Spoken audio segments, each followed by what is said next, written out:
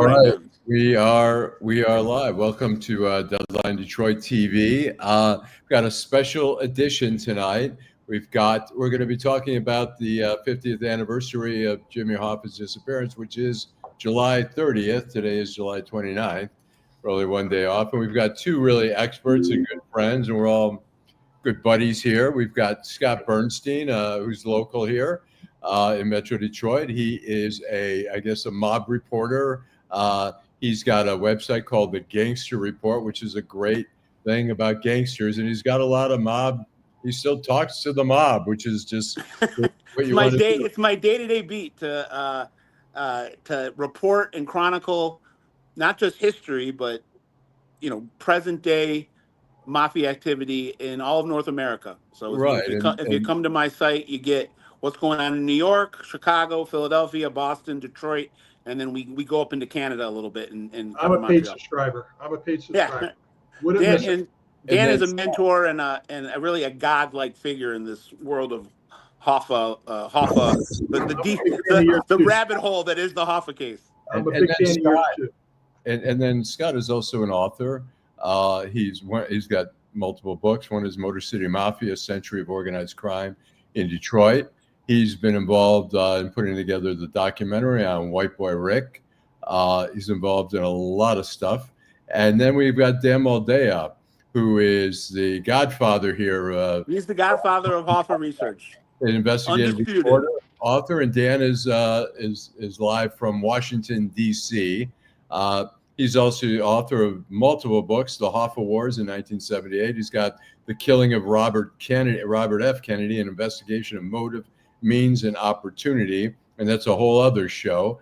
And then Dark Victory, Ronald Reagan, MCA, and the Mob. And so welcome, guys. We're going to be talking about, for the next hour or so, give or take. These guys have plenty of information. We're going to talk about the Hoffa disappearance. And these guys agree on a lot of things, and they have some different theories on some other things, particularly where the body may have ended up.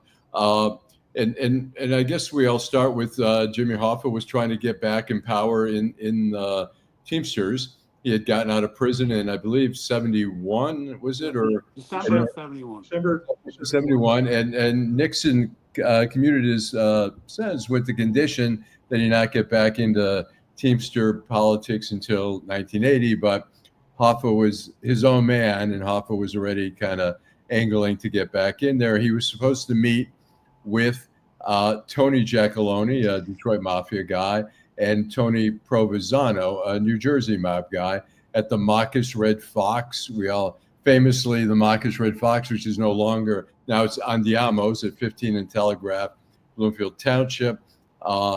They didn't show up. Excuse me. There's a third person, Lenny Schultz. Lenny Schultz was supposed to be at the meeting as well. Okay. Who both Scott and I have met. Okay. And then old Purple Ganger. Okay. Yeah. Purple Gang was the old Jewish mafia here in Detroit.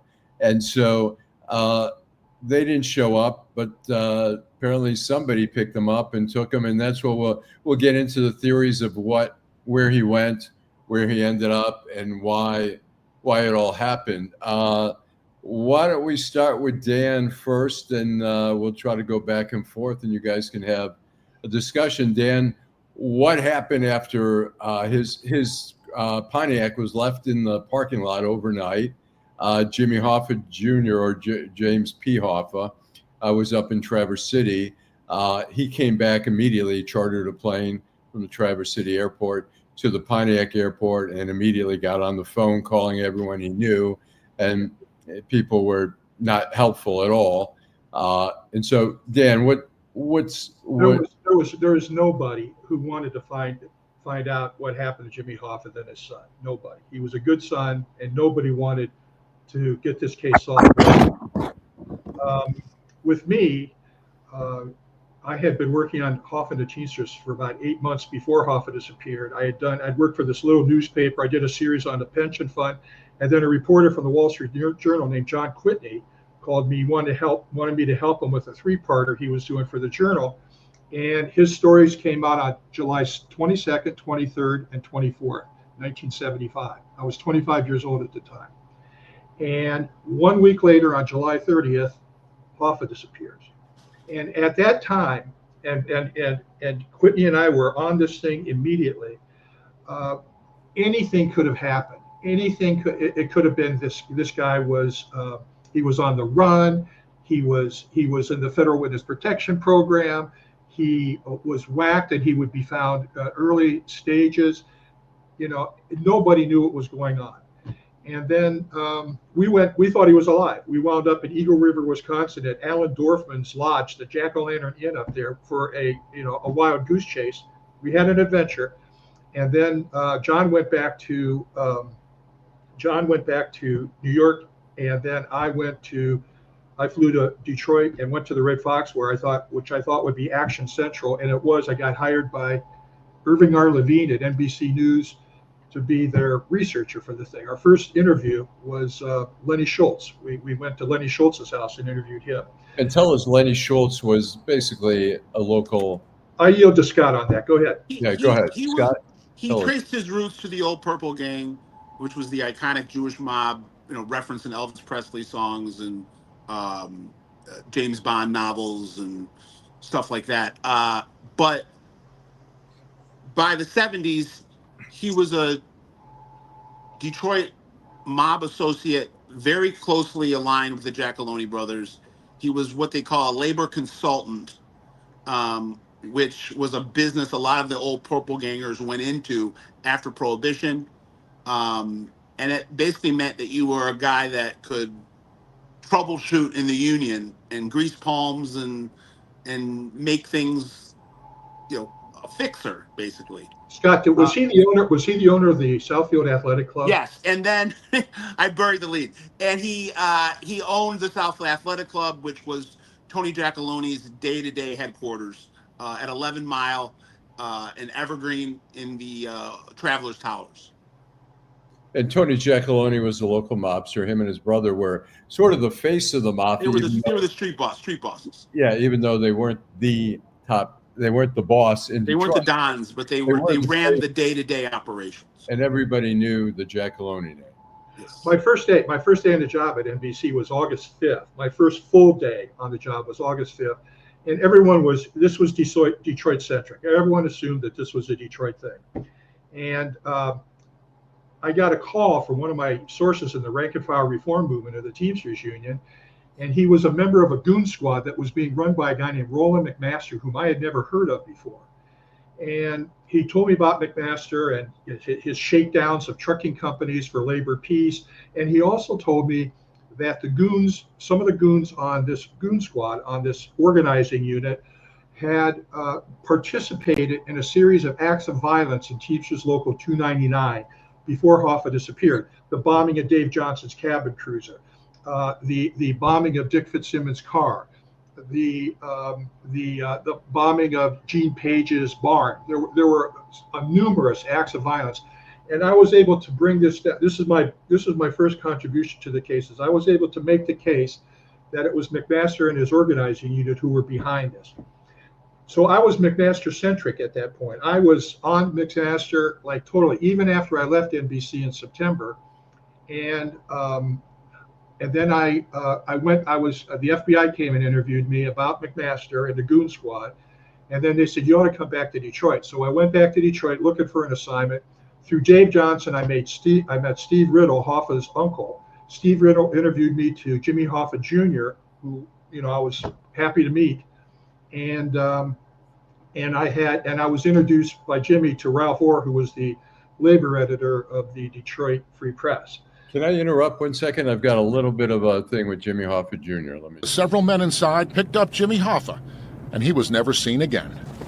We would also like to make a special appeal to the some 2 million brother and sister Teamster members for them to aid us in solving this heartbreaking mystery. Tony Giacalone told the FBI there never was a planned meeting, and he made sure he had a solid alibi with witnesses for the day Hoffa disappeared. He spent the entire day in the Southfield Athletic Club, and he was not a particularly approachable person in normal events, but it seems like every 15 minutes he was asking somebody in the Southfield Athletic Club, what time is it now? Okay. Sorry for the interruption. I just thought. That I was helped put that. I helped put that show together. By the way, Oh, you everybody, did? Okay. everybody that's watching us right now, tune in to Channel 4 tomorrow night. Okay. Go ahead. Dan.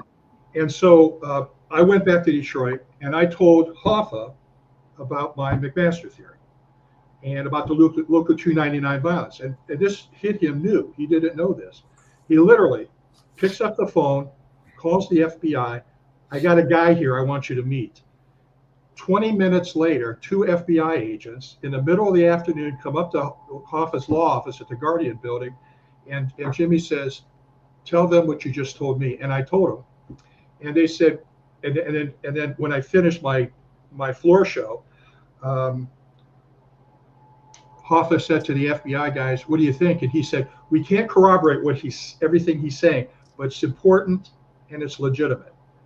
And then Hoffa gave me money from the Hoffa Reward Fund, which gave me a little bit of money here to operate. And then on December 3rd, 1975, we were at the Free Press. I had the good fortune to meet and work with Jo Thomas, one of the finest investigative journalists I've ever met. She ended up at the New York Times where she won a Pulitzer Prize. And we were getting information that a grand jury was going to be called, a grand jury hearing is going to be held the following day. And they were going to announce Jimmy Hoffa's killers. And they came up with the Bergoglio brothers, Sal and Gabe, Steve and Tom Andretta. And I call on the day when we're getting this information, it's coming from a guy named Ralph Picardo, who was Ralph Picardo was he was in jail for manslaughter at Trenton State Penitentiary, and he was part of the Provenzano crew. And he said that he had met with one of the Andretta brothers, Steve, about 6 days after the murder on August. These are Jersey guys. They're Jersey guys, right? Well, these are Jersey guys. And so Picardo flips and turns state's evidence on November 4th, 1975. He talks to Bob Garrity, FBI agent, the agent in charge, and he says Hoffa's murdered in Detroit. He is stuffed into a 55-gallon oil drum. He's loaded onto a Gateway transportation truck, and he's shipped to an unknown destination. And so Garrity says, do you know who killed him? And he says, I don't, Andretta didn't tell me who killed him, but I know as a fact from being part of Provenzano's crew that Sal Bergoglio had a contract given to him by Provenzano. And he says, when he sent him to New Jersey on the Gateway truck, did you know where he had wound up? And he goes, no, he didn't tell me that, but I do know that when somebody got whacked in Jersey, they put him in Brother Moscato's dump. This horrible landfill in Jersey City, which is filled with rats and quicksand and wild dogs, and it's hell on earth there. And so also at the grand jury was Philip Moscato, the co-owner of Brother Moscato's dump with a guy named Paul Coppola. Roland McMaster was called because Roland McMaster's brother-in-law, Stan Barr, was the head of the steel division at Gateway Transportation. And so the FBI did a search warrant at the dump. They didn't know where to begin to look. They couldn't find anything. That left. And when was that, Dan?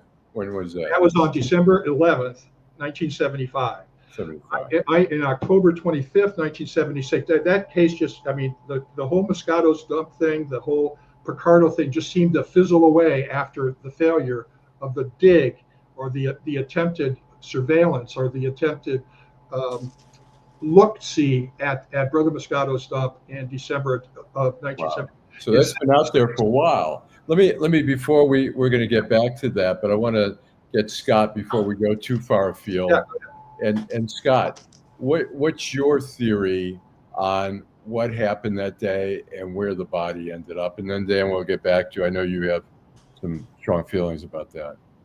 Well, I want to get something, out right from the jump here. I think from from just a first glance, it might appear that Dan and I are rivals, or that we are we're we've kind of both respectfully focused on different parts of the case. So Dan is looking for a body. And I'm not saying that I'm not looking for a body. I'm just saying that's Dan's quest. And I've always focused more on who the killer was and where it was carried out. All right, so go ahead, tell us. Look, I know you guys are good friends, and obviously, I'm just saying it's different schools of research. Dan has focused all of his attention on finding a body. I'm going to agree with that, and I'm also going to say that Scott's biggest contribution, as far as I'm concerned, goes, is that Scott interviewed a friend, an associate of Lenny Schultz, who told him that Hoffa, that Vito Giacalone, which Moscato told me that Vito Giacalone was in the car, that Vito Giacalone took, and I can accept the Tony Palazolo thing, that they took Hoffa to Lenny Schultz's house where he was murdered, and that the body was then turned, according to Scott's source, the body was turned over to Roland McMaster. To me, that was like mind-blowing information. Okay, so because I had been on Matt McMaster for 50 years now, thinking that I viewed him as the linchpin between the Detroit conspiracy and the New Jersey conspiracy. And that did come from a source that was closely connected to Lenny Schultz. I believe that the Schultz house, which was a short distance from the Red Fox, is a plausible, very possible location where he was taken and killed. And the reason that I say that is because, according to the FBI, according to investigators, the Giacalones felt comfortable killing people at Lenny Schultz's house. They had killed Harvey Leach, a local furniture store impresario. Was that the Joshua Dorr case? Joshua Dorr, Robinson Furniture. Right. According to the government's theory, he was killed in Lenny Schultz's house. I also have to say that while I think that's plausible and possible, the more, in terms of sourcing, in terms of talking to people that pointed in a certain direction, most of the people that I have interviewed and been able to get on the record, off the record, in relation to where he was killed, both guys from the federal government and guys on the street, was that he was taken about 2.5 miles north to Lenny Schultz lived at about 13 Mile and Franklin. This house was on West Long Lake Road at basically kind of around the corner, around the intersection of Telegraph Road and Long Lake, and it belonged to a mobster named Carlo Licata, whose brother-in-law was, at that point in time, the Detroit Mafia acting boss, Jack Tocco. And Licata was found dead at that same residence at about 3 o'clock, which was around the time that Hoffa was killed, on the 6-year anniversary, July 30th, 1981. So I don't necessarily subscribe in terms of I'm married to this or I'm married to that. Those are the two things that I put out as possible location. In all honesty, if I had to pick one, I'd probably pick Licata's house because of the amount of people that have told me that. But I was approached in the last 5-6 years by a guy at the end of his life who had worked for Lenny Schultz, who wanted to confide in me that Lenny Schultz had told him this. And this was a guy that has... And that he was murdered at Lenny's house. Schultz's house, and handed over to Roland McMaster. And let me also just add that... the body over to McMaster. Yes. But also in terms of Dan's theory of McMaster, it's very possible that if he's married, or it's very possible if he was murdered at Licata's house, that McMaster still took control of the body.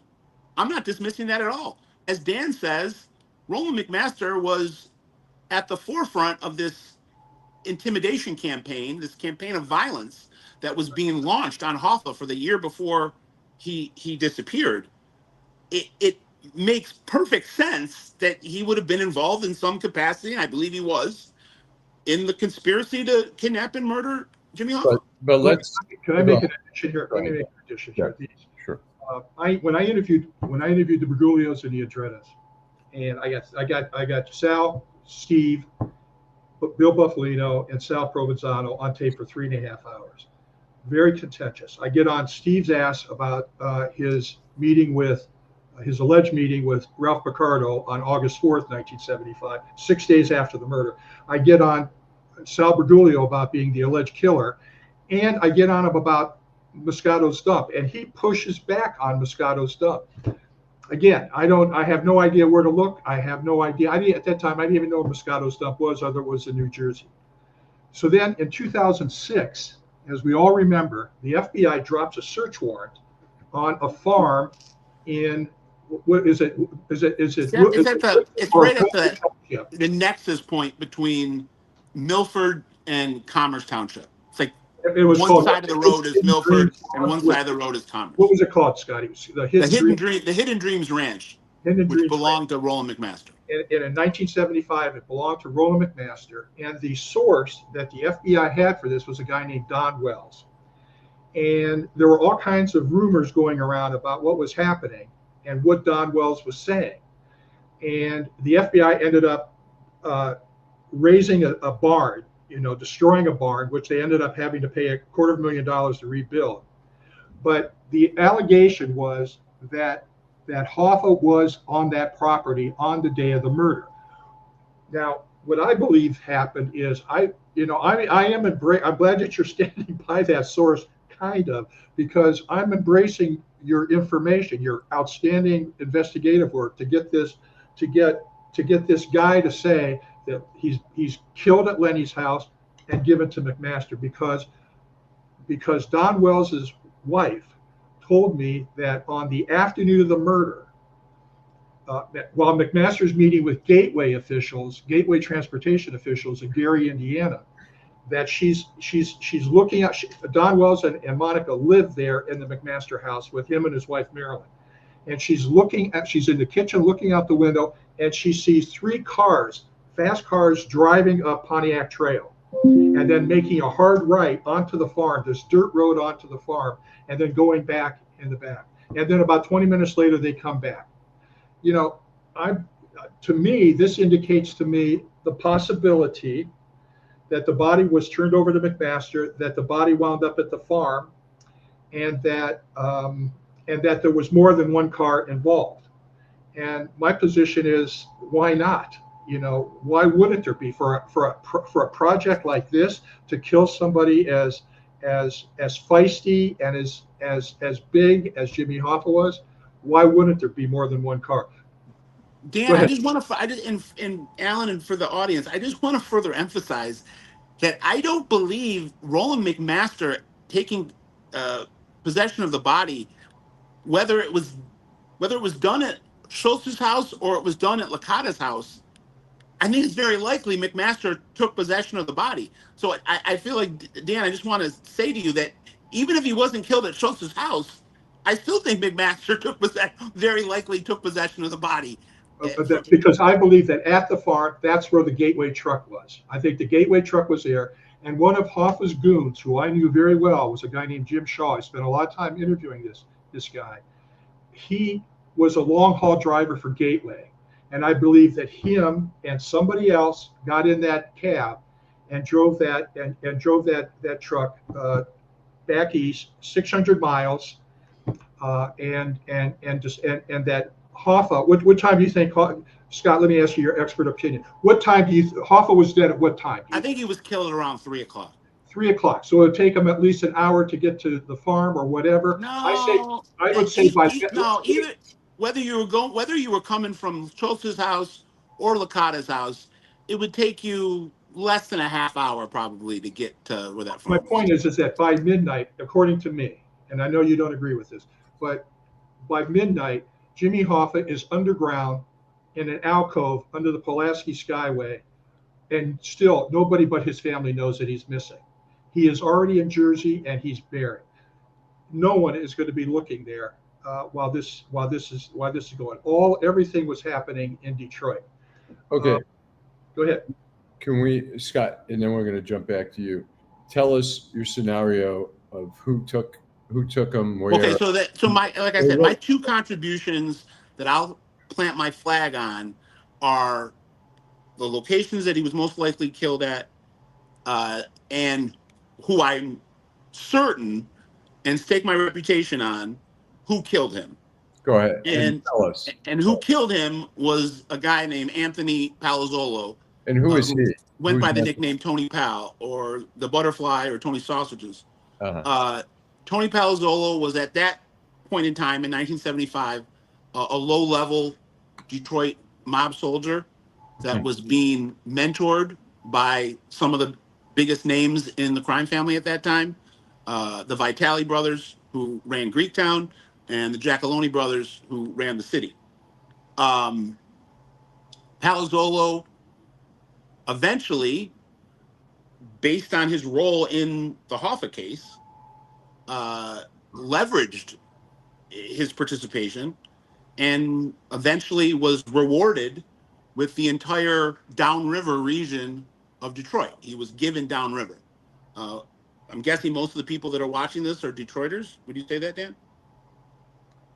Probably. Not Dan, I'm sorry. Would you say that, Alan? Yeah, I mean, Detroit area. So I'm just saying, so I don't have to, when I'm talking about this with the other audiences, I have to explain what downriver But is. there are some people from elsewhere, but Well, so just, Alan, how would you describe downriver? downriver, it's a mix of blue collar, working class, but there's also higher end, neighborhoods there. It's an industrial area of Metro Detroit. Right. It's not one, I wanted to be clear, again, for people that aren't from here, when I talk to them, it's a collection. It's not one city or two cities. It's a cluster of about 10, 11 municipalities. It's a all section in a of region Metro that we call downriver. Right. And that was territory that was given to Tony Palazolo in the ensuing years as reward for his role in the Hoffa case. Eventually, he became the consigliere of the crime family, which is the number three man in the pecking order. And around the country, the people that knew. And he had a very quiet level of respect coast to coast because of the conspirators in the Hoffa murder, both people in Detroit and people on the East Coast, people in Chicago. They knew that Tony Powell had been the one that got the job done. Let me defend Scott here. Scott is bearing the lead. What Scott has, and Scott was the one who broke this story in the first place. Yeah. That is that Tony Palazolo was memorialized on a federal wiretap. Yeah, I buried the lead again. Dan's right. Allegedly confessing to the murder, and then I just learned from your July 20, your standing room only July 23rd thing, that Palazolo arranged for the body to be at the Detroit sausage factory or something like that. I don't know if Palazolo. So that's where he had an office or something like that. Yeah, let me just give Alan. Just let me give a quick. I'll try to be short and concise. Finish the day. Let's. But I want to finish the day, but I want to be clear on this Tony Powell stuff. But you want me to finish the day first? Well, if you could do sort of a snapshot scenario. Tony Palazolo, Vito Giacalone. So I believe that the hit team consisted of Tony Palazolo, Billy Giacalone, and a third unidentified person. I'm open to multiple theories about who that person could be. I'm open to the fact that it was a Detroit guy, Pete Vitale, Jimmy Quasarano, who were two of Palazolo's mentors, Vince Maley, another guy that was very integral in the conspiracy. I'm open to that. It could be Sal. It could have been Sally Bugs. I mean, excuse me, just for a second. Remember, Sally Bugs was identified by an eyewitness in the party. Right. So, I mean, there has to be some consideration that I am totally able to accept that third person was Provenzano's hitman. I'm not necessarily looking for a diplomatic solution to this murder, but I can accept the fact that Tony Palazolo and Sal Bergoglio were together with Tony. Although, would Hoffa get into a car with with Vito Giacalone, Tony Palazzola, and Sal Bergoglio? Yeah, I believe he would have, because I believe that's why I can very easily believe that Bergoglio was there, because if Hoffa sees Bergoglio, in Hoffa's mind, that means Pro's there. Right. And when Hoffa sees Billy Giacalone, in his mind, that means Tony Jack's there. So I think that very, again, plausibly could have been a scenario to further lower Jimmy Hoffa's guard. And who was driving the car, really, if it was Billy's guy, whether or not Jimmy Hoffa knew Tony Pal or not, Jimmy would be okay that, hey, it's Billy's guy. Let me add one other thing here, too. And that's at the beginning of this thing, everybody was on Chucky O'Brien's ass. Everybody. Right. Now, and if you look at pictures of Chucky O'Brien and Tony Palazolo next to each other in 1975, they could be twins. Separated birth. Where are we at? Chucky O'Brien is, see, again, once again, I think there's more than one car involved, but I'm convinced that Chucky Novi O'Brien, Toko, by the way, agrees that there was more than one car involved. I would say Novi Toko agrees with Dan that there was more than one car involved. Let me interrupt you guys and say, when you're talking about more than one car involved, how does that work? How is it being coordinated? Again, I'm basing this on Monica Wells saying that she saw 3 fast cars go up past her at McMaster's farm that day. And I might add one other thing, just the thing that Don Wells was known for. He took a polygraph test on this. He signed sworn statements on this. And that is that 50 years ago tonight, on the eve of the murder, that Don Wells was at dinner at Carl's Chop House in downtown Detroit. And he was with Roland McMaster. He was with Stan Barr, and they were talking about their businesses and who should come up to their table and slap his hand on the table, but Tony Provenzano. And he goes, "It's going to be a great day tomorrow. It's going to be a great day." And he says, "Matt, can I talk to you?" And so he comes over he takes McMaster over to the bar. And then Don Wells says to Stan Barr, the owner of Gateway Transportation, "What the hell's that all about?" He said, "Hoffa and Provenzano are bearing the hatchet tomorrow. They're making peace." And then Provenzano comes back with McMaster, and he points to Barr and McMaster. He goes, "You know where you guys are going to be tomorrow, right?"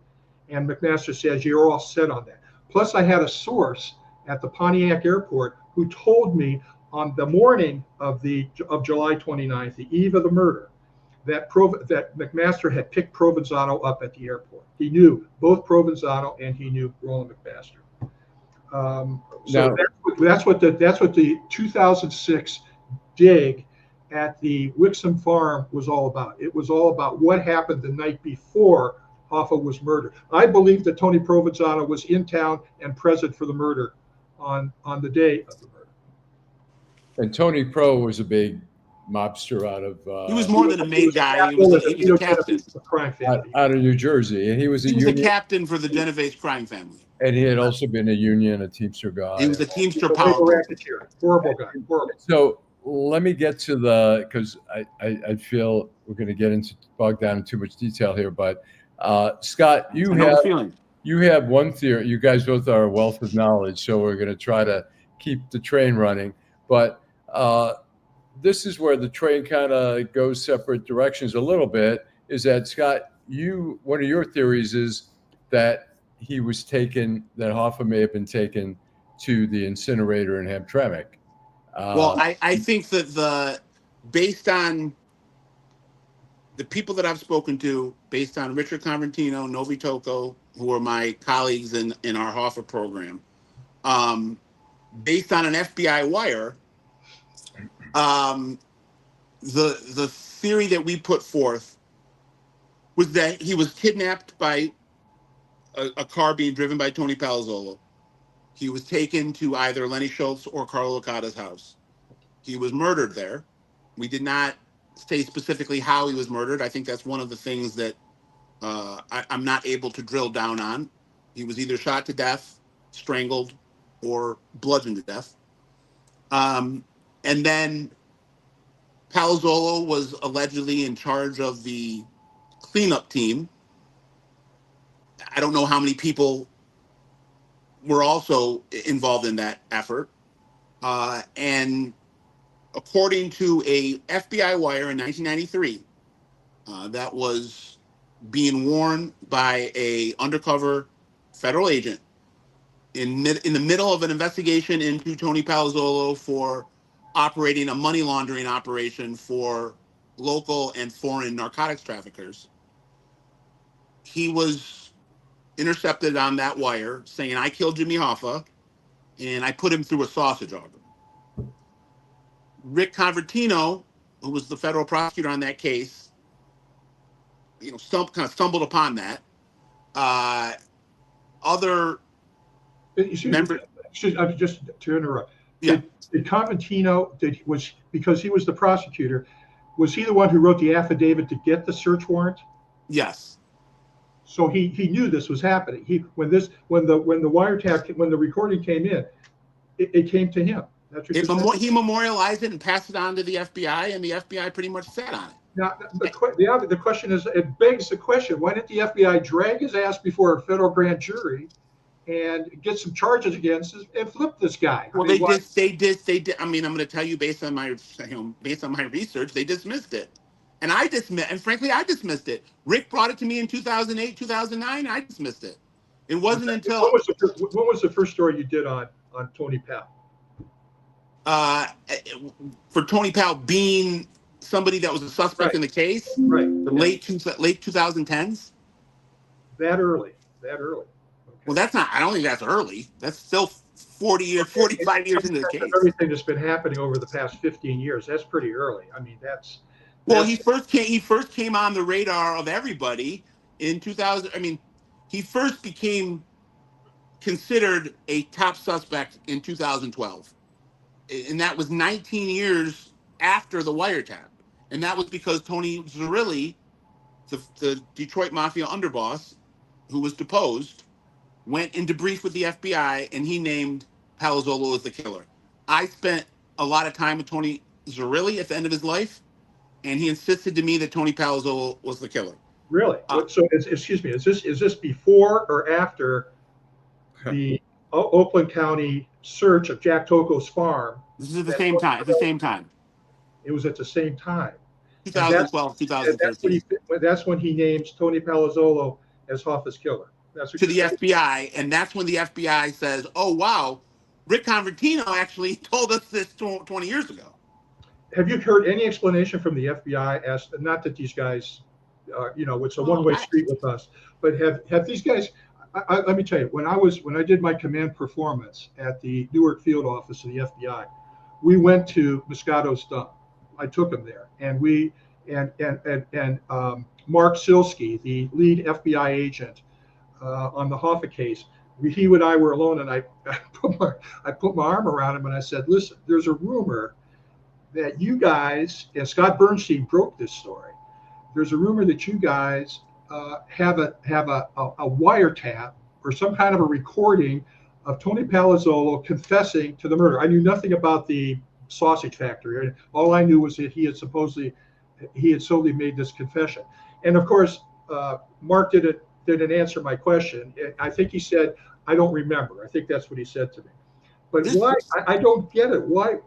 In fact, I thought that one of the surprises that you were going to spring on us was the FBI coming out and saying, "Yeah, we think Tony Palazolo." That is part of what I'm saying. I'm not saying the FBI won't go on the record, but I know for a fact from people that are in the investigation that the belief of the FBI is that Tony Palazolo killed Jimmy Hoffa. Okay, let me ask you this. To me, nobody knows more about what the FBI knows than Jimmy Hoffa Jr. Nobody. Yep. Jimmy Hoffa, they talk, they whisper in his ear, they talk openly. I've seen it when I was with Jimmy. And he dismissed And Palazolo he said, I've never heard of Tony Palazolo. Right. Yep. To me, it's mystifying how they but guy. you would, but frankly, why would, unless he was as, oh, I shouldn't say unless. According to Dan's theory, he's very tuned into the investigation. So if he is very tuned into the investigation, he probably should know who Palazolo is. But if he's just somebody with a cursory knowledge of Detroit mob hierarchies or membership, he would have no reason to know who Tony Palazolo was. Well, let me spitball this with you. Is it even? And I read Conventino's comments about this, that this was a very serious thing. But is it possible that Tony Palazolo is under the impression that he is under electronic surveillance, and so he decides he's going to throw a little entertainment the way of his wiretapper or this undercover agent who was recording him? Do you think he was having some fun? I think it's possible, and this is, again, I know there's some nuance to this. I believe, and I'm staking my reputation and planting a flag, that I know I discovered who the killer is. Tony Palazolo was the killer. In terms of what he said on that wire and what he did with the body, I think it's possible that he was playing around with facts, and possibly the body didn't go through a sausage artery. But what we reported was that there's an FBI wire from 1993 with Tony Palazolo admitting to an undercover federal agent that he killed Jimmy Hoffa and he put Hoffa's body through a sausage artery. Well, I would say that's pretty goddamn good evidence. Yeah. Yes. But again, I just can't understand the lack of follow-up by federal prosecutors. Well, yeah, and I'll make the case for them if we're going to, do this in that, in terms of trying to understand what their mindset was, because it was it was the same mindset that I had when I first met with Rick Convertino, and he told me this very same thing. I didn't dismiss the fact that they had him on a wire saying it, but it seemed fantastical, because Palazolo's name had never, in the first 40 years of this investigation, Palazolo's name was never mentioned, looked into. He wasn't on your scorecard. So this is in May of 1993. So we're talking, 37 years ago this is. Right, but I'm saying it's at a time when nobody was thinking Palazolo had anything to do with it. So I'm not excusing it. They probably should have investigated it a little bit more, but I can see them being like, he's just bragging. What did Conventino, how did he handle this? May 1993, so that's 32 years ago. How did Conventino? He said my investigation, this is what he says. I was not investigating the Jimmy Hoffa murder case. I was not investigating the Jimmy Hoffa disappearance. I was investigating Tony Palazolo for helping drug traffickers launder drug money. I memorialized this is me talking as Rick. I memorialized what we found on the wire. I did a very thorough rundown of what we have uncovered and how important it would be to the people that were investigating the Jimmy Hoffa disappearance. I passed that information on. I filed that with my superiors, and then I never heard anything about it at all, ever. And he never wrote a memoir or anything like that, or? Nope. It wasn't until I came to him. He was in the news a lot. I know he was in the news a lot. Yeah. Well, Well, I came back to him. So he brings me this theory in 08, 09. And I respect Rick. You knew Conventino in 2008, 2009? Yeah. That's when I first met him. So was he your source on Tony Palazolo? So you know what I'm saying is he brought this to me at first, and just like the FBI, I dismissed it. And then when I'm interviewing Tony Zerilli in 2013 and 14, he's saying, "No, Scott, don't dismiss it. That's who killed Jimmy Hoffa." Wow. We're going to take a quick commercial break. We're going to come back with Dan Moldea from Washington, D.C., Scott Burnstein here in Metro Detroit. We're talking about the 50th anniversary of the disappearance of Jimmy Hoffa, which is tomorrow is the actual day, July 30th of 1975. We'll be right back. Hello, Detroit. The municipal primary election is Tuesday, August 5th, and your vote matters more than ever. You've got 3 easy ways to vote. Vote by absentee ballot right from your home. And starting July 26th through August 3rd, you can vote early at any of our early vote centers. Or you can vote on Election Day, August 5th, at your polling location. Scan this QR code and visit us online to learn more. Let's show up, Detroit, loud, proud, and ready to vote. Okay, we are back here. It's a Tuesday evening here. The Tigers are playing here in Detroit. We've got Dan Moldea, investigative reporter from Washington, D.C., who's done extensive work from the get-go, right from the very beginning on Jimmy Hoffa. And we've got Scott Burnstein, who has the website Gangster Report. And they're both have spent a lot of time. So let's pick up where we were before, Dan. I'm sorry if I interrupted there. Go ahead. No problem.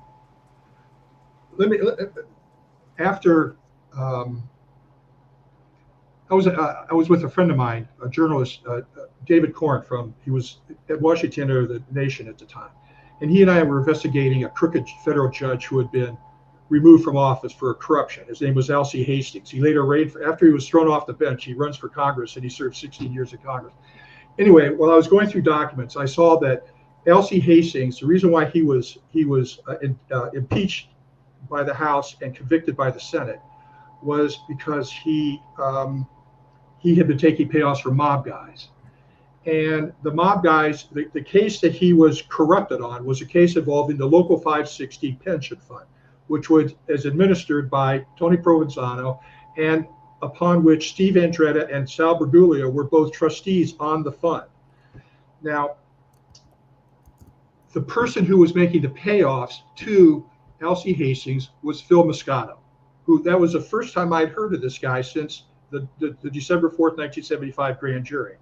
So I called him up at his home in Brick, New Jersey, and I said, "Can I come and talk to you?" And he said, "Yeah, sure, come on up." This is Tony Pro was a capo in the Genovese crime family. Phil was a soldier in the Genovese crime family. So I talked to him. I got the tape recorder on, and I'm saying, and he admits to me that he's paid between $100,000 and $150,000 to Judge Hastings. So getting that out of the way, getting that subject out of the way, I said, I start to talk about what I was there to talk about, and was, listen, the first time I heard about you was when you were at the grand jury up in Detroit. I covered that with the Free Press with Joe Thomas, and he said, "You wrote that book about the Hoffa." And I said, "Yeah." And I said, "So tell me what happened." These are his exact words. "Picardo basically had it right." Picardo basically that blew me away when he said that. Now, as I'm fond of saying, this guy was giving me information over the next 7 years where I stayed in touch with him, like a kosher butcher selling pork chops. He was very, very stingy with the information. But during that 7-year period of time, he told me, and this is consistent with Scott's been saying, that Vito Giacalone was part of the pickup operation that drove Hoffa to his murder. B, where Scott and I disagree, that Sal Bergulia was the actual killer, and Sal was a friend of Phil's. 3, that Hoffa was stuffed into a 55-gallon drum, loaded onto a Gateway transportation truck, and he was buried at his dump.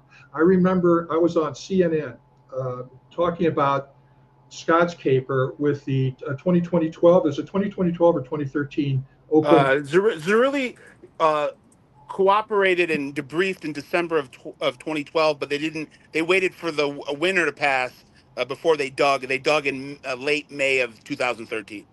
That's when I was on TV, and I called Phil Moscato. I called him up because I told him I was going to be on TV on CNN, and I was saying, "Hey, if the FBI takes these things serious, I take these things seriously." And I called Phil up and I said, "What'd you think?" And he goes, "Dan, I think I already told you where he is." Like that. "Dan, I think I already told you where he is." So go ahead, Alan. When I did the story for Our Detroit, I was looking through a lot of Great story. Excellent story. Thank you. The FBI file. And they were talking about, it was interesting, they were talking about, I think they were looking into the meat grinder thing, because they started talking about, Alan Dorfman, who was tied with the mob out of Chicago. And there was a guy, Henry, it was funny, there was a guy, Henry Dorfman, which I don't know if there's any relationship, but Henry Dorfman had Frederick Herod, which was the biggest slaughterhouse in Michigan, pig slaughterhouse, where I think they were killing like 12,000 hogs a day. So they were trying to get together a whole list. So they were obviously going down. That was one of the paths they were going down. Alan Dorfman was very close to Lenny Schultz. Okay. I didn't know that. Really? Could you give me a little information on that? Alan Dorfman's dad, Red Dorfman. Paul Dorfman. He was the head of Chicago Waste Handlers. Right, Paul Dorfman, whose nickname was Paulie Red, got his start with the Purple Gang, and through Lenny Schultz's. Excuse me, in Chicago or in Detroit? In Detroit, Paulie Red Dorfman was originally from Detroit. Wow. And then moved to Chicago. And Alan Dorfman, although I think was born in Detroit but raised in Chicago. I don't think I knew that. I interviewed Alan Dorfman 2 months before the murder, before Hoffa's murder at the Gaylor Products trial.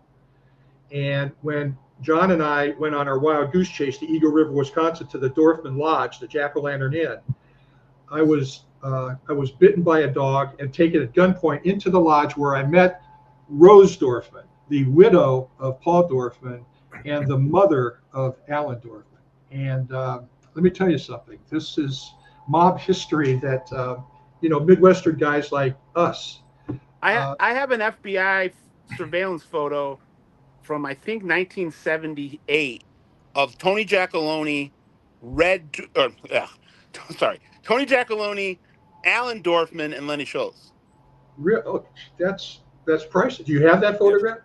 I do. I'm gonna pull it out. It's in my archives. That's an award-winning photograph right there. That's wonderful. That's wonderful.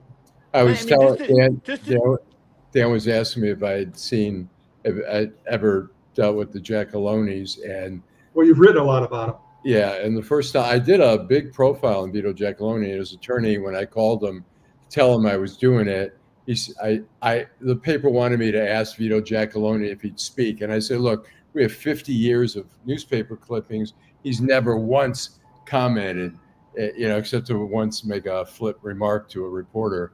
And so I called David Dumichel, who was the attorney at the time, and I said, hey, look, David, I know the answer, but my editors want me to ask if Vito will talk. And he goes, he's not going to talk. I said, I know that, but did ask. He says, all right, he's on the golf course. And so he called, and he calls me back. He goes, nah, he doesn't want to talk. And I said, well, what did he say? He goes, not happy you're doing the story. and so then, and prior to that, he was represented by a law firm that I knew some people there, and they were having a party at the Golden Galleon, which was right behind the Detroit News. It was around, Christmas time. And one of the attorneys from that firm saw me out at the bar with I was with a friend from the Detroit News on a Friday, and he says, come on back to our party, man. And so we go back there, and 5 minutes later he says, you got to go. And I go, what do you mean? He goes, Vito Giacalone asked who you guys were. And I told him the Detroit News. He says, get him out of here. And then the last time I saw him, when he just gotten sentenced in a IRS case, and he came out, and I said, Mr. Giacalone, would you care to comment? And he gave me the iciest, coldest look. I mean, I could have fallen over. He probably learned it from Tony. I understand the gaze that he could give could turn you into stone. They like to scare people.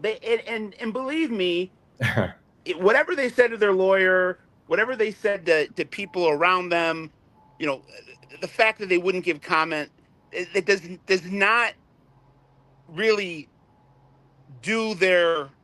It doesn't really do justice to the way they really felt and believed. And what I'm going to tell you is they liked the press. They weren't the Tocos or the Zerillis, which are the Detroit mob aristocracy. Those are the royals. Those are the those are the high priests. But and they really legitimately hated press and would sue anybody that they could. Giacalone's never filed any lawsuits. They liked doing what they did to you. They like going and glaring at newspaper reporters and sneering at cameras. But at the same time, when they were back home a couple hours later and they saw their faces on television, they liked it. They knew that it had currency. It helped push the agenda, that they weren't people to be messed with. So don't believe me, the Jackalonis to this day, they are not opposed to the media calling them what they are. They're unapologetic about it. Here's the way I addressed the issue of I don't want to talk to you because you're a reporter. When in October of '76, when I was in Jersey, staying with a friend who was also investigating union corruption in Jersey, and I said I'm going to call Sal Bergoglio up. So I pick up the phone, I call local 560, and I said, Mr. Bergoglio in. He gets on the phone, and I said, Mr. Bergoglio, my name's Dan Moldea. At the time, I was doing a story either for Jack Anderson or for Rolling Stone or something like that. We were doing a 1-year wrap up on the grand jury investigation. And he says, and I'd like to interview you, I said. And Bergoglio says, well, what makes you think, what do you want to talk about? I said, well, of course, the Hoffa case. And he says, what makes you think I would have anything to say about that? And I said, because Mr. Bergoglio, you've neither been arrested, you haven't been indicted, and everyone is blaming you for this murder. And I think the government is violating your civil rights. Now, I've never met a mafia guy who's not against wiretapping. I've never met a mafia guy who's not in favor of strong personal privacy laws. And I have been bored for hours by mob guys whining about the alleged impingements upon their rights and freedoms by the FBI and the IRS. He said, come on up. That's how I got the interview.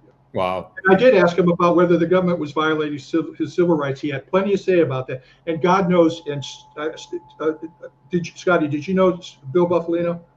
I mean, my dad went to law school with Bill Jr. I met him once or twice as a young man, but again, a lot of these interactions I had with some of these guys in my younger years, in my teenage years, didn't really mean anything to me. And then once I started getting into this stuff, I'm like, God, when I was 21 years old, I sat next to Lenny Schultz at a meal. And he was just a buddy of mine's grandfather. I'm curious, and Dan has a great story about Bob De Niro. There were two main movies that came out on Hoffa. One was, I think, just called Hoffa, and that was with Jack Nicholson and Danny DeVito. Mm-hmm. And the other one was The Irishman, who had the all-star lineup of De Niro and Pacino. Historical blasphemy. And Pesci. Dan has a great story about Robert De Niro bought the movie rights to they paint, what was it called? I heard they paint houses. Yeah. And tell us a little bit about that and about you inviting Robert De Niro to your author club that you do twice a week in Washington, D.C. at the Old Europe. Twice a year. I've hosted a dinner for authors since 1988, and everybody comes to it. And there were people like Gus Rousseau, who's a mob author and a good friend, and he's in our authors group. And he and a couple other people had been wanting me to get together with De Niro for a long time. And this is before De Niro had finally decided to, once again, get this thing under production. It was in December of 2014, as I recall. And so Gus brings De Niro to the dinner. There's like 90 authors there. And I got to tell you, De Niro could have been a nicer guy. He was taking pictures with everybody. He was signing autographs. But then as the night waned on, the three of us, me, Gus, and De Niro, said, we got to talk. So we go in the corner table at the Old Europe restaurant in Glover Park, sitting underneath the cuckoo clock, appropriately enough, and we are talking. And I didn't have a lot of time with this guy. I knew that. And if I would have had more time, I would have taken it. But I had to get to the point. And so I told him, sir, you're one of the greatest, if not the greatest actor who's ever lived, but you don't know shit about the Hoffa case. And how did he react? Fallen into love with this perpetrator, and you have been conned by his story. The con from the grave. It's the con from the grave. He had died in December of 2003, right? And then Charlie's book came out in June of 2004, was heavily promoted by Eric Shawn and Fox News and that crowd. And they stayed loyal to this thing for the next 18 years. And tell everyone what the book said. What was the essence of the book? Well, let me throw a bouquet to Eric, though. But even though he was wrong, and he admitted that he was wrong all that time, he kept the Hoffa case alive during that whole period of time. What Scotty's doing is, with all the enthusiasm and excitement that Scott's created over this 50th anniversary, I mean, I haven't even come close to creating the fervor that he's done. But he is keeping this case alive, and he's introducing the case on the 50th anniversary to a whole new generation of young people who are wondering who the hell this guy is. And let me just add on real quick, Dan. The people of the younger generation right now, because of that movie, because of The Irishman, that is their only point of reference for people of a certain age. They don't know who Jimmy Hoffa is. They don't know about his murder. They know that Marty Scorsese, Robert De Niro, and Al Pacino put out a movie that was on Netflix that cost $200 million. So they take it as the gospel. And tell us what the book said. And the book says that Frank Sheeran killed Jimmy Hoffa when Frank Sheeran, it's as likely as me and you killing Jimmy Hoffa. Right, Frank Sheeran is who? Tell everyone who Frank Sheeran is. Just Delaware Teamster book. Excuse me, just 1 second. Scotty, if you or I don't solve this godforsaken case, The Irishman is going to become the story. This is going to be putting the dress on J. Edgar Hoover. Probably didn't happen, but that's what people are going to remember. They're going to remember. He was a loudmouth. He was a loudmouth, drunk Teamster enforcer / boss from Delaware who'd worked for a mafia don in Scranton, Pennsylvania, who may or may not have killed people for the mob, but he definitely didn't kill Jimmy Hoffa. And he shot that book around 2 or 3 times before saying one word about Jimmy Hoffa. And then a decision was made that we're going to say we killed Jimmy Hoffa. They sold the book. God bless them. They get a $200 million movie, and I'm sure their family is eating off it right now. Well, I thought it was I thought the movie was wonderful. I really enjoyed it. I thought it was great filmmaking. Scorsese at its best. De Niro was terrific. Al Pacino as Hoffa, out of this world. That scene at the there were 2 scenes that absolutely chilled me, and that was the scene at the Frank Sheeran. I will say that as much as I disliked the movie, that scene was excellent.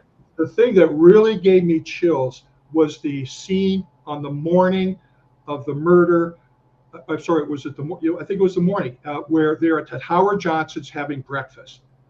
Russell Bufalino, Joe Pesci, and Frank Sheeran, Robert De Niro, and that's where Joe Pesci, Bufalino tells Frank Sheeran, "There's a plane waiting for you, and you have no choice in this thing. You have to." Those were chilling scenes. Again, wonderful movie. The story, Alan, complete and total garbage. I interviewed Sheeran back in March of 1978, and then when I implicated him in some things, he sent me. I still think he was somehow involved in the overall conspiracy because Hoffa trusted him, and he did turn on Hoffa in the end. But I got a letter from Sheeran's attorney in March of 1979, over a year after my book came out, The Hoffa Wars came out, threatening to sue me because Sheeran was denying any connection to the Hoffa case. He was denying being in Detroit that day and everything else. So he might have been somebody. I don't doubt that he could have been a message relayer between Hoffa and Russell Bufalino. That's definitely possible. But the idea that Detroit needed he did the hit.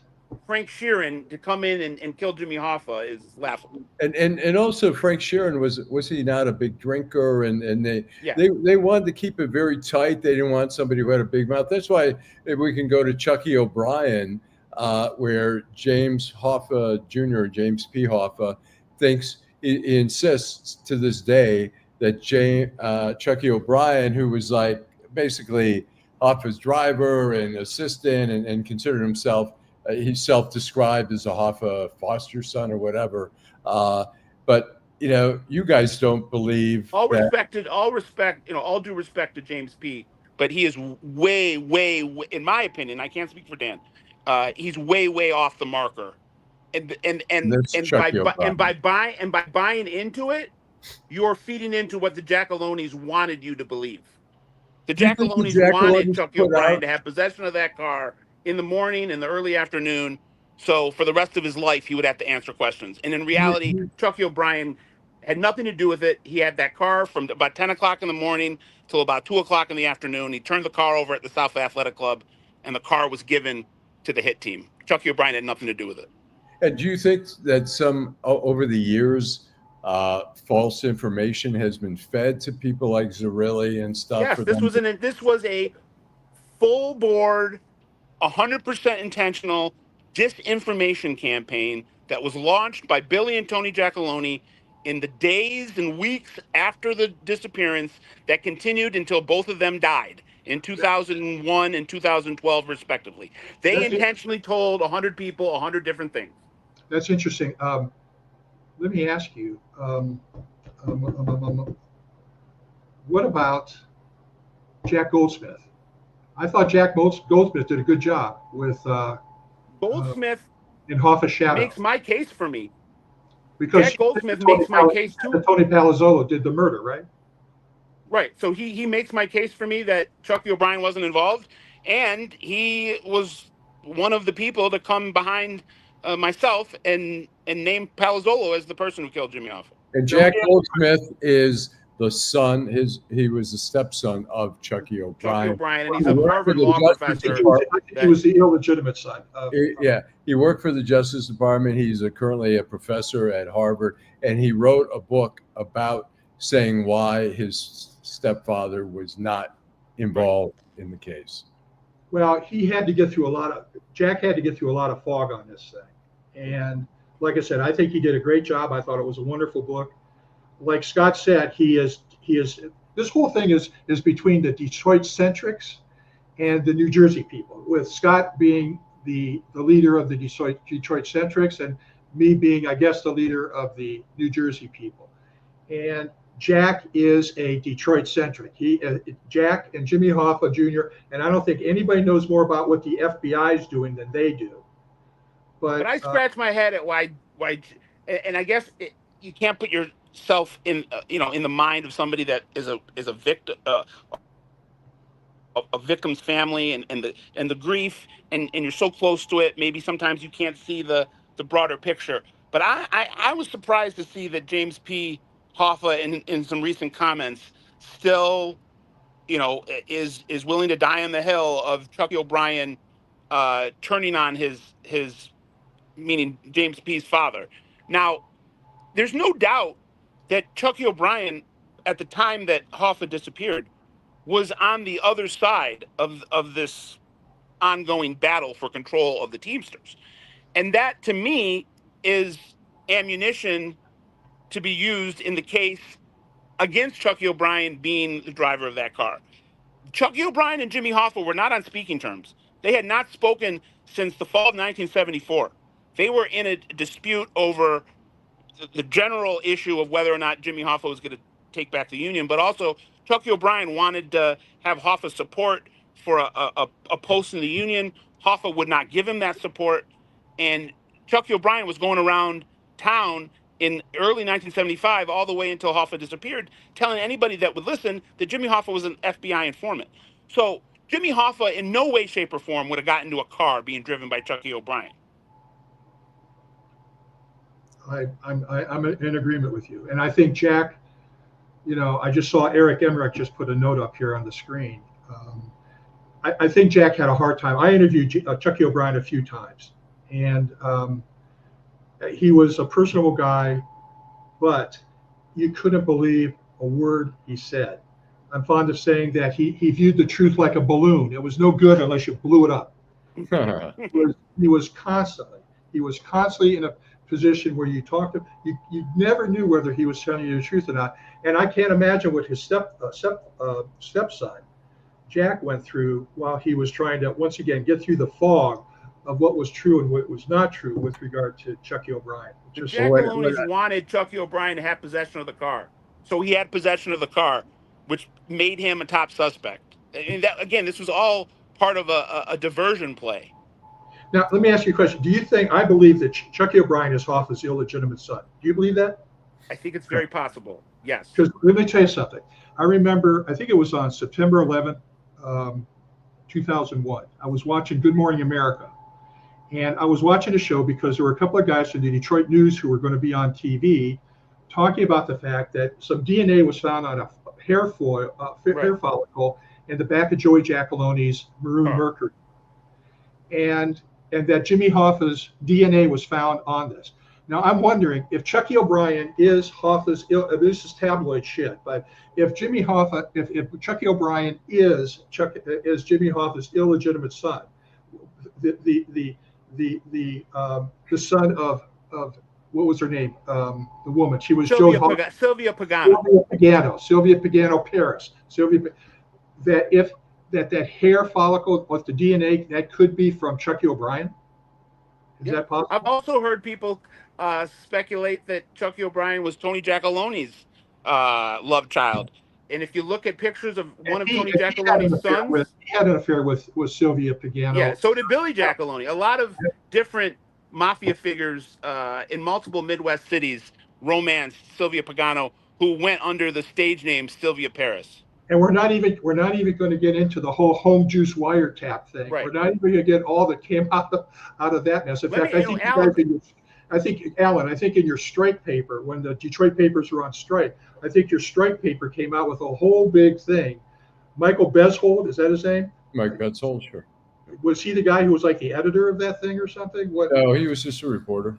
He was a reporter. Well, I remember he wrote a long series about a lot of this stuff, including the home juice stuff, which was very revealing on many different levels. We wrote about Novi Tocco and all that group back then, and Jack Tocco, and that would have been 96, 97. Yeah. Alan, can I share a quick anecdote about wiretaps, Billy Giacaloni, and the desperation of investigators? Mm-hmm. So Billy Giacaloni came out of his last prison stint in 2004. He was promoted to underboss, became the number 2 in the Detroit mob for about 4 or 5 years. By 2010, he wasn't in the best of shape and was living in a retirement community, almost like more of a nursing home than a old folks home. Right. And I have this on good authority. The FBI bugged his nursing home room. Oh, really? Wow. They thought they were going to catch a dementia-stricken Billy Giacaloni rambling about how he killed Jimmy Hoffa. And they didn't. But it just shows you the measures that they've gone to in this case to try to glean information to put it to bed. Right. I want to read one of our viewers, Sherry Seymour, says, what about Hoffa meeting with Fitzsimmons at La Costa to turn over Teamster Union to Fitz temporarily? Fitz hung out at La Costa with Dorfman, Dalitz, and other 2 owners of La Costa at the time, paid for with funds from the Teamster pension fund. I was working at La Costa at the time that Hoffa met with Fitz for the change of leadership. Sherry's a friend of mine. She's a world-class investigator. Okay. That's shocking to me that she worked at La Costa Country Club with who owned La Costa? Mo Dalitz, Allard Rowan, Bert Molaski, and who was Barbara Walters' husband, Merv Adelson. Uh-huh. Yeah, the guys who got the pension fund loan from for La Costa Country Club in Carlsbad, California. Right. So let me ask you. Okay, so 50 years has gone by. The FBI. I mean, I can't imagine they're working much on this case at this point. I mean, they Mark say Silsky is a one-man show.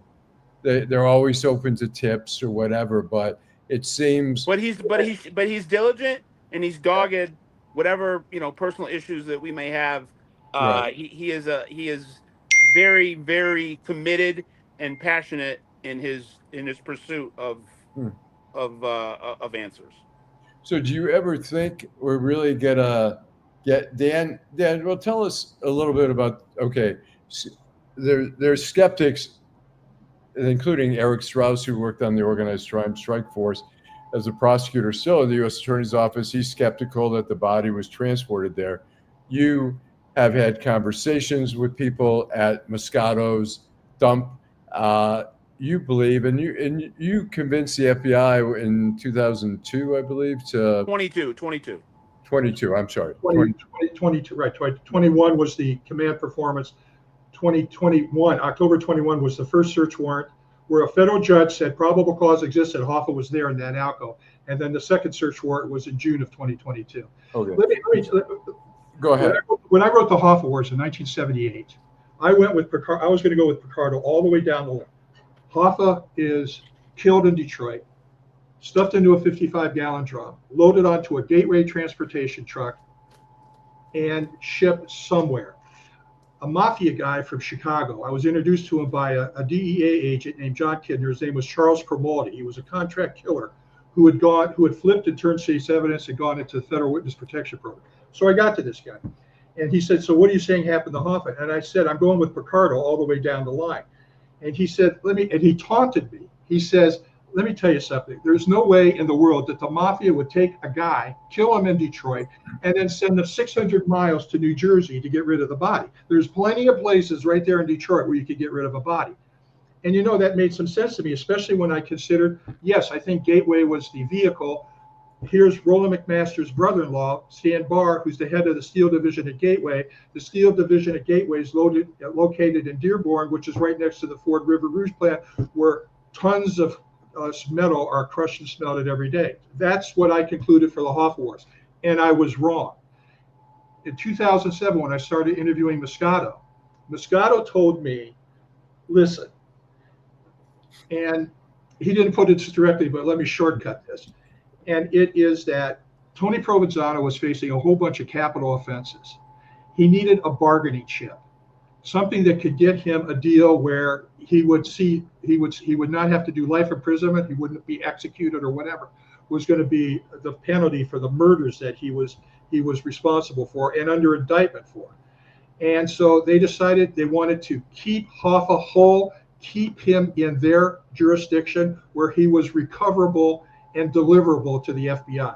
Now, I was told by an FBI agent, not by some mob guy, but by an FBI agent, that a mafia guy had approached the FBI and said, we want a deal.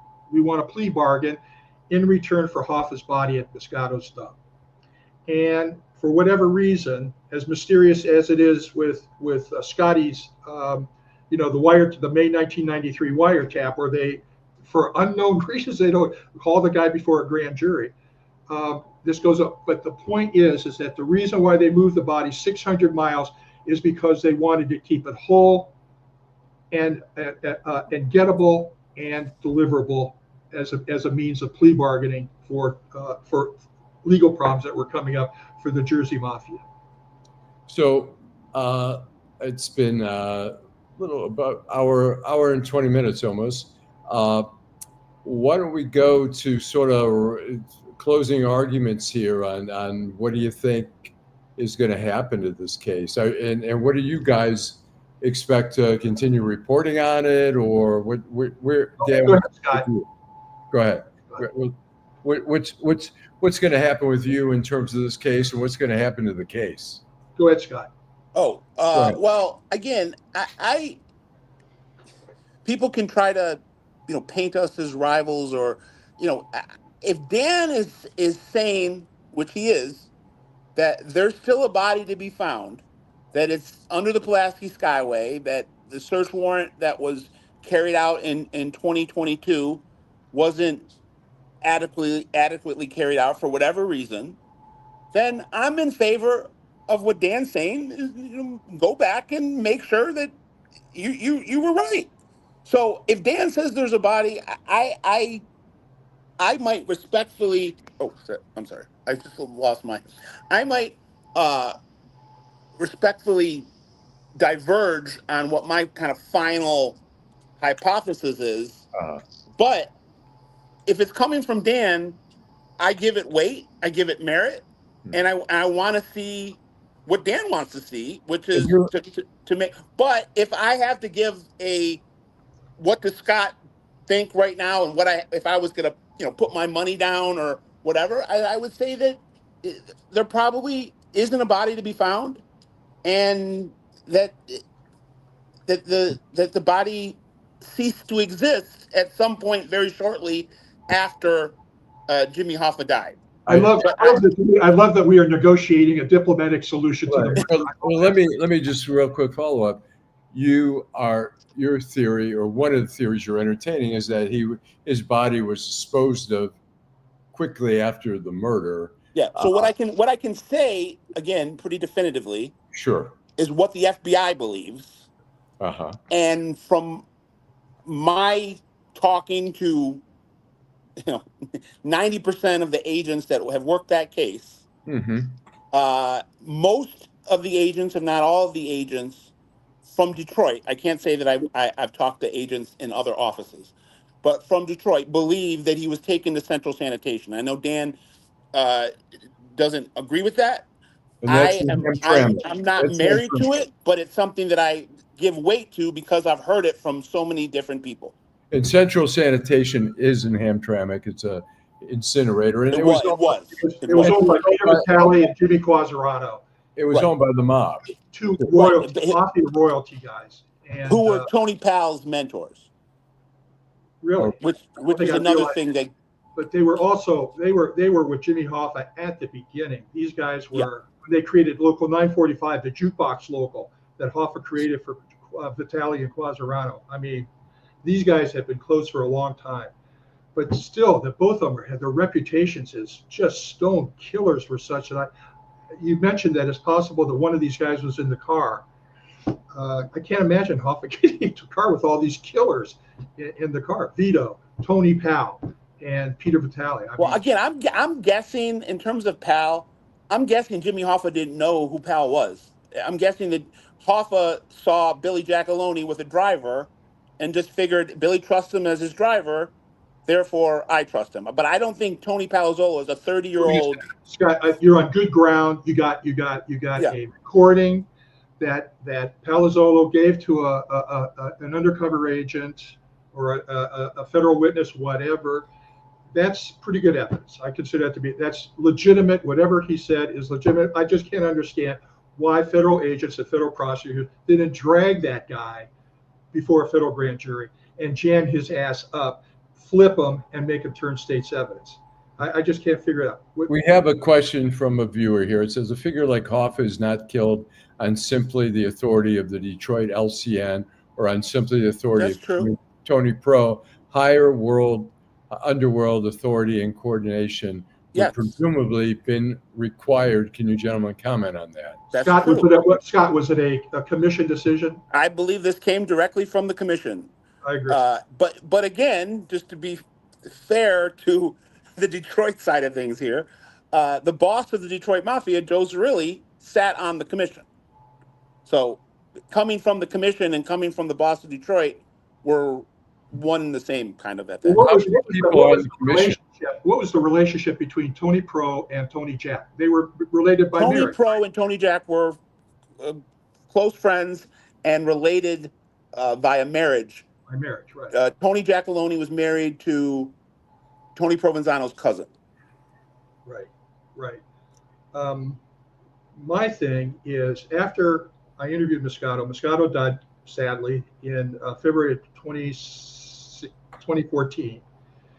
And then, and again, there was not much I could do with what he told me. Picardo basically had it right. The body's at my dump.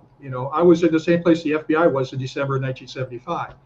So I was on a Fox show. I was being interviewed by Eric and one of his producers, and they were banging the tambourine for the Frank Sheeran thing. And I had completely embraced Moscato's story. In fact, I had done a story for Jerry Capisci's, the legendary Jerry Capisci's Gangland News in New York about for the 40th anniversary of Hoffa's murder 10 years ago today or tomorrow. And the story appeared in the New York Daily News, where I said, the FBI deserves total credit for this because this is Picardo was the FBI witness, And, you know, the FBI was right from the very beginning in 1975, and they should be credited for this. And so, but still, I'm stuck where I don't know, I have no idea where to look. So I'm on this show in February of 2019. And as I'm driving home, I get a call from the youngest son of Paul Coppola Sr., Phil Moscato's partner in Brother Moscato's stuff, PJP landfill.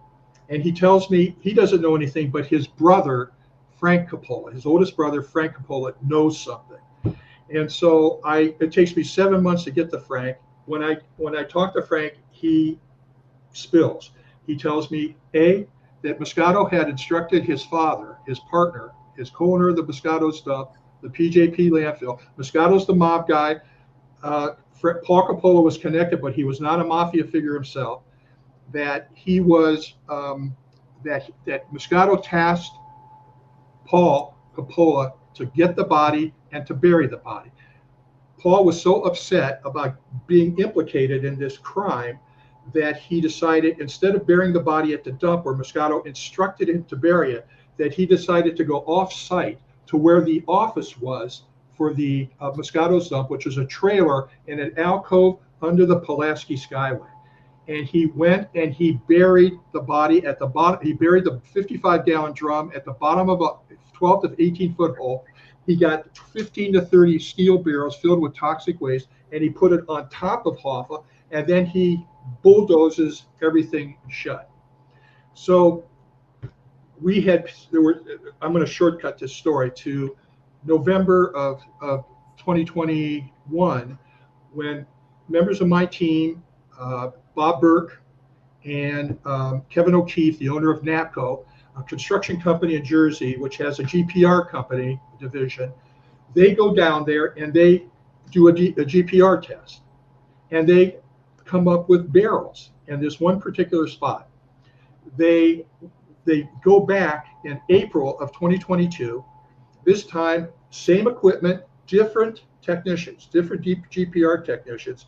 And these two different GPR technicians come to exactly the same conclusion about what are barrels. Scans are taken. The experts have looked at the scans and said these are barrels on top of a single barrel at the bottom of a hole. Now, Kevin and Bob, and our team captain out in Los Angeles, Bo Carson, Kevin and Bob give the scans, instead of to our mid-level guy in Newark, who's doing all the work, they give it to the Detroit field office. And the Detroit field office does not give it to the Newark field office, which is doing all the work. This was a monumental screw up by the FBI. I've seen it happen before, in 2006 when they dug in the wrong place, in 2022 when they don't even have the information in order to dig in the right place. And I've been waiting 3 years for the FBI to atone for this idiotic mistake. And I'm waiting for them to atone for their sins. And it's not coming anytime soon. This is something that could have been done in a lunch hour to get this done. Obviously, I'm very emotional about this. I'm an old man. I'm 75 years old. I don't know how much time I got left. This is use it or lose it time for me. The body is in that dump unless it's been removed in the past 3 years. That's where it was buried, and we're praying that it's still there. We think it is. God, well, I respect everything that you're saying. I get it, but again, I think it's New Jersey, Detroit. I think Roland McMaster is a linchpin, and I think upon that we can agree that that Roland McMaster was involved. For the Detroit audience, I'll use the analogy. I guess it's a race. We're going to find the Hoffa body first, or the Lions are going to make it to the Super Bowl. Well, I think there is. In our lifetime, I don't know which is going to come first. I think that some of this doesn't have to be mutually exclusive. I think maybe the final result, if we're ever able to get to it, could be a quote unquote deciding factor. But I just think in general, this was a decision that came to in a consensus amongst multiple crime families it's not all or nothing. And just like I said with Roland McMaster, like I think Roland McMaster very well played a role in this, whether or not he was taken to Jersey or if he was disposed of somewhere in Detroit. I believe Roland McMaster uh, is someone central to the to the story, just like Dan does. I know that I'm not going to go too far down this rabbit hole, but Roland McMaster, the morning after the crime, was eating breakfast with Vince Mailey At the Ramada Inn, right? and Vince Mailey was. I know we're throwing out a lot of names, and you kind of need a Venn diagram to keep up with us.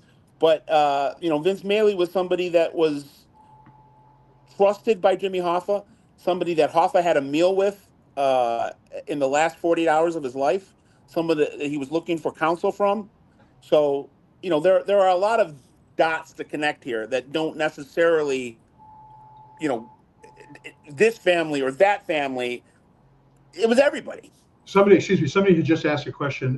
What did Jimmy Jr. think about Roland McMaster's role? Like I said, when I first met Jimmy in, I guess it was October of 1975, I told him what I knew. I told him about my investigation of McMaster and his goon squad, that I believed that McMaster was shaking down trucking companies around the country, and that his goon squad, or members of his goon squad, were behind several acts of violence in Local 299. For instance, Jack Robinson bombed Dave Johnson's cabin cruiser.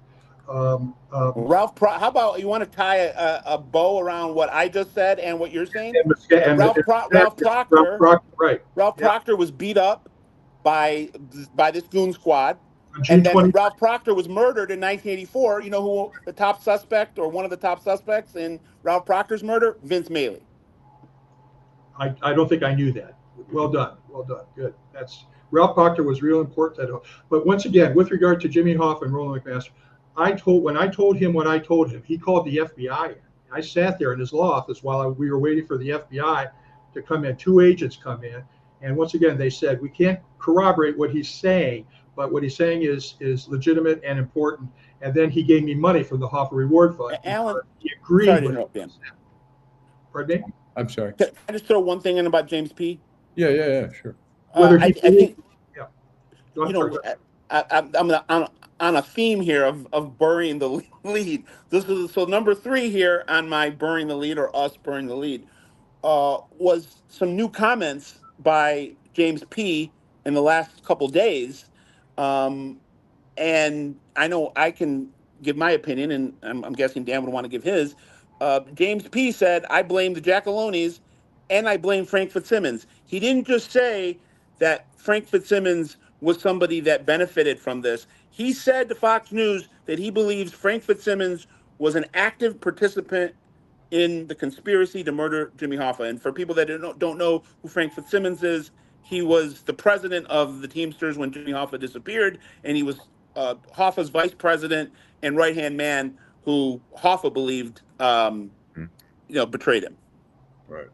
And I do not. And then just like with my opinion on what James P. thinks about Chucky O'Brien, I think he's misguided here. Frank Fitzsimmons definitely benefited from Hoffa's assassination, but Frank Fitzsimmons is not somebody that the Giacalone brothers or Jack Tocco would have included in the conspiracy. He did not have a need to know, although it's been out there for years, since the Hoffa Wars came out back in 1978, that 47 years ago, that Hoffa was planning to kill Frank Fitzsimmons. Oh, I believe that's definitely true. Yes. I think as you guys have said before, the circle was so tight, it was so small. They weren't going to trust anyone who wasn't Italian.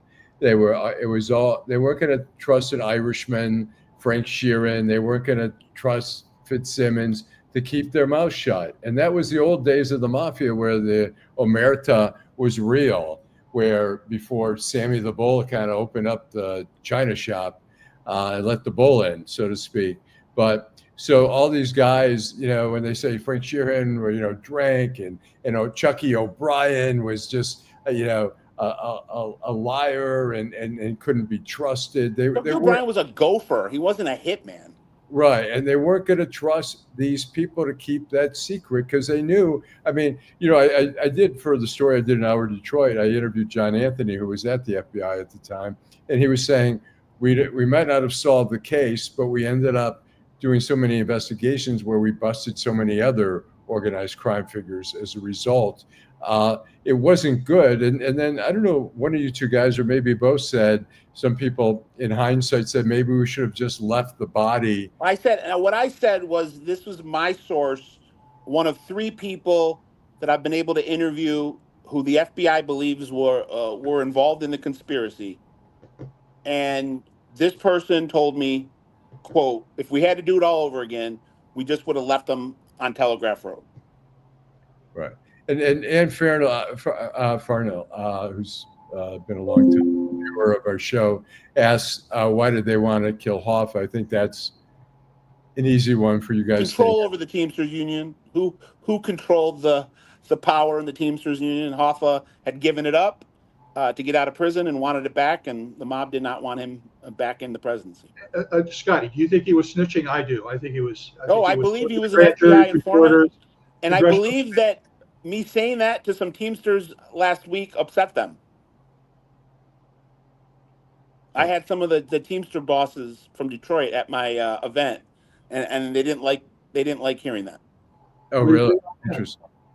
Well, this has been great, guys. I'm sure this will not be our last conversation on the subject. We'll do another one in 50 years. We'll do it the 100th Well, anniversary. I'm hoping, frankly, I talked to Dan. I don't want to let the cat out of the bag or make commitments for Dan, but I would like, ideally, in the next 6 months, if not sooner, to be out in either DC or New Jersey or New York with Dan, doing some type of event together, giving our research and like Dan says, keeping the torch burning to get this mystery finally solved and put to bed. That'd be great. We'd love to. I see a couple of people saying that Picardo is a liar and everything else. Listen, Picardo signed sworn statements. He passed a lie detector test. He made other cases for them. Picardo was a solid citizen after he flipped and turned state's evidence. Any violation, any lie to federal prosecutors, and he would have been taken out of the federal witness protection program and thrown back in Trenton State Penitentiary. So get off this thing that Picardo's a liar. He's a provable witness. And I hate people who call federal informants rats. These guys are heroes because they're testifying against mob guys, people who've been screwing up this country for over 100 years. And I cheer for these guys when they flip and turn state's evidence. They are not rats. They are not canaries. They are heroes. And Alan, we should say Tony Provenzano died in prison serving a life sentence for a Teamster-related homicide that wasn't Jimmy Hoffa. Right. I mean, he got his comeuppance. Tony Giacalone had to do 7 years on an extortion and a tax evasion case. Billy Giacalone went back to prison a number of times after the Hoffa case. That's what Alan was saying. That the first line of my 1978 book, The Hoffa Wars, is Jimmy Hoffa's most valuable contribution to the American labor movement came at the moment he stopped breathing on July 30th, 1975. And the reason why I say that is because, as you know, Scotty, and Alan, you know too, the federal government was dormant in its investigations of the mob since Bobby Kennedy left as Attorney General, when he was eating mob guys with the Senate Rackets Committee for breakfast, and then he became Attorney General and he started eating them for lunch and dinner too. It ignited it again. I agree. That's a good way to end this. I have a little video of a hearing where RFK is with Hoffa. Mr. Hoffa. Tagged. What do you mean? There's no question about Mr. Goldblatt, although there can be a question about Mr. Hoffa. There's no question about Mr. Goldblatt. Oh, wait a minute. Just a moment. Don't say anything about a question about Hoffa. There is no question about Hoffa, and don't you say that either. Don't you say that I'm a communist or even affiliated with one. You said that enough around this country, and I want the American press to know that I resent the fact that there is any inference that I'm a communist, that I'm associated with or controlled by communists, and don't use this as a sounding board for headlines for that purpose. He was a tough guy. He was a corrupt stooge for the mob. That's what he was, and that is his legacy. He came up in Detroit, where you had a great union leader like Walter Reuther with the United Auto Workers Union. And Jimmy Hoffa had that opportunity early on to be a rank and file hero, a working class champion. And instead, unlike Walter Reuther, he became nothing more than a labor racketeer. As president of Local 299, the Joint Council, the Michigan Conference of Teamsters, the Central Conference of Teamsters. When he became vice president of the union in 1952, president in 1957, for which the AFL-CIO threw the Teamsters out of the labor organization because of Hoffa's election. Well, look what James P. James P. though came in for 25 years and cleaned up the union. So he kind of cleaned up his father's mess. But I'll also say that I agree. Obviously he was, entangled with the mob, but the Teamsters. A good friend of mine's father was a Teamster. The Teamsters still loved him. Oh, he was beloved. He still is to this day. He delivered for them with contracts and stuff like that. So people would tell my friend's father, he's a crook. He goes, yeah. He goes, look, he did great for the working class. So he's a folk hero. Yeah. So I don't know that he's. I mean, in most people, historians' eyes, we look and say, okay, he was all tied up with the mob. And look, obviously, he was meeting mobsters, supposed to meet mobsters for lunch to try to get resolve. Well, Alan, it's undisputed that his power in the union came from his association with the mafia. That can't be. That can't really be. Listen, somebody's asking here about Bobby Holmes. We should just mention the fact that Chucky O'Brien went on behalf of Bobby Holmes to pick up the frozen salmon, right? Yeah, he delivered the salmon to Bobby Holmes in the backseat of the car. That's the blood that was leaking in the backseat of the car. Yes. Well, Bobby Holmes, he was a good. I like Bobby Holmes. I interviewed him a few times. I thought he was a terrific guy. He had British accent and everything, and he was a decent guy. Do you know him, Alan? I did not, but I was gonna mention when I was at Monthly Detroit Magazine in 1983 on the anniversary, the Hoffa anniversary, or it might have been not. I'm sorry, it was either 83 or 84. I interviewed James P. Hoffa about his father, and I always remember asking him.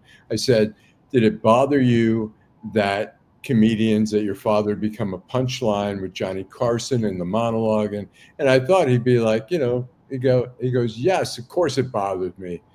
He was really angry about that. And I mentioned it again when I just interviewed him this year, and he was still like. He's bitter. He's bitter now. And you know what?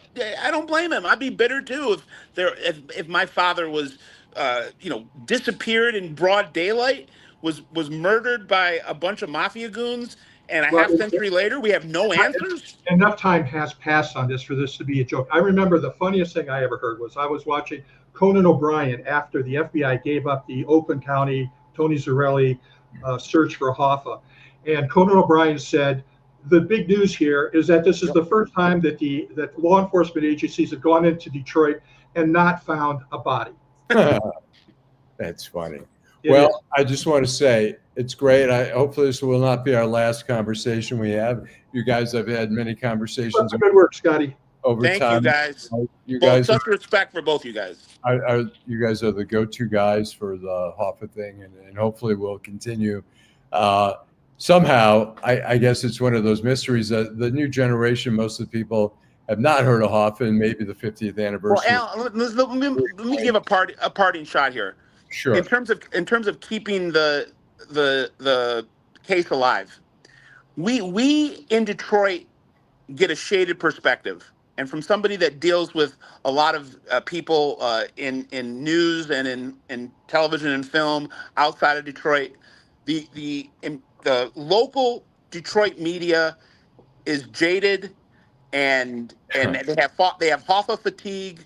And they've been kind of broken down by all the bad actors that have come trying to con their way into celebrity related to the Hoffa case. That is not the situation with the national or international media and people in television in Hollywood. They are still as rabid as ever in their interest about Jimmy Hoffa. So that's why it will continue, that torch will continue to burn, in addition to people like Dan and I. Outside of Detroit, there is still a lot of interest in it. Ironically, in Detroit, you have people that are kind of tired of it. Right. Well, all right. I want to thank everybody who joined us tonight. And like I said, we probably will not hear the end. I know these two guys still have intense interest in the subject, and it's great that, you know, it's a piece of history. I mean, it's particularly Americana. in Detroit, part of Detroit folklore. Yep. And it's I mean, it's obviously a national story, but here in Detroit in particular, because of the Teamster and Local 299 and the Hoffas have always been part of the story here. And so I want to thank you two guys for taking the time out. Thank you, Alan. Thanks for putting this together. The Mob Museum did it. They should have. And thank you for doing what the Mob I Museum still don't. I'm still scratching my head why we're not out of the Mob Museum doing this. But that's a story for another day. All right. Well, guys, thanks a lot. I'm sure I'll be Thanks, talking guys. to you guys.